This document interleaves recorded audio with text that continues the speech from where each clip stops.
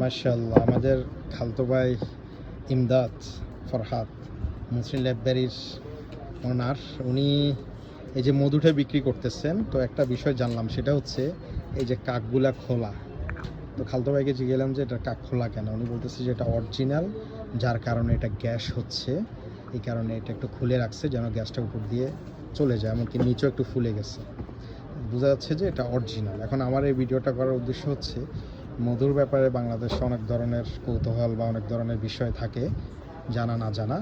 কারো যদি এই বিষয়ে একটু অভিজ্ঞতা থাকে জানাবেন যে আসলে এটা কি আপনার অরিজিনালের একদম আসল অথেন্টিক যে মধুগুলা সেগুলোকে এরকম গ্যাস হয় কিনা, বা এই ধরনের আপনার বোতলগুলা ফুলে যায় কিনা, এটা একটু জানাবেন ইনশাল্লাহ।